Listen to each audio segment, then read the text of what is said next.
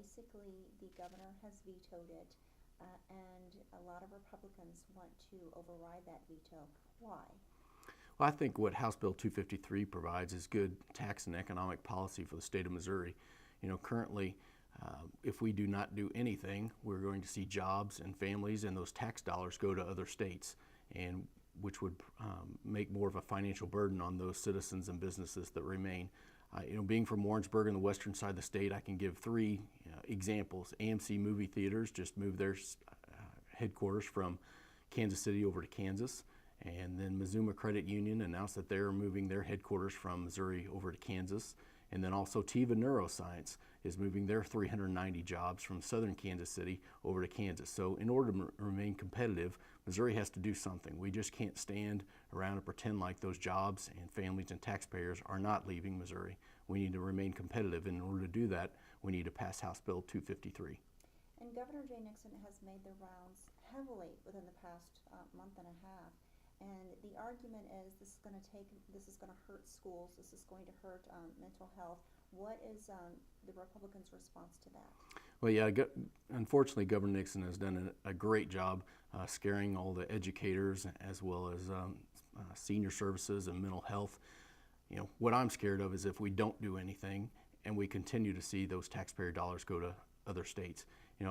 I don't believe that, or I firmly believe that House Bill 253 will not take away money from those different education institutions as well as senior services and things like that. What it's designed to do is bring more business into Missouri, and so when those businesses are here, we have more jobs, our unemployment rate goes down, and general revenue would actually increase. We've seen examples for that in the long term with what the state of Oklahoma has done. They lowered their personal income tax rate, some other tax rates, and they've seen a growth in business over the long term. And we've also seen it in the short term with what Kansas has done since their changes were enacted on January 1st, 2013.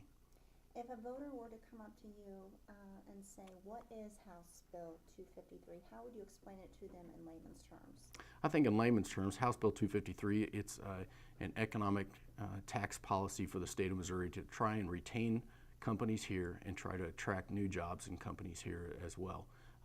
It's basically a tax cut, broad-based tax cut for all Missourians regardless of your income, and it basically cuts in half the corporate income tax rate so we can keep those businesses here. So basically it's a tax economic policy for the state of Missouri. A lot of votes are going to be needed to override this veto. Do you think it's going to happen? I think currently we're down to about a handful of Republican state representatives that have their concerns about House Bill 253, and that's one of the reasons that we're out today with Grow Missouri, is to try and help educate their constituency, help alleviate any concerns that they have about House Bill 253, and then talk about the economic policies and tax policies that are contained in House Bill 253. I've asked you everything I want to ask you. Is there anything else you want to get out there I haven't given you an opportunity to touch upon?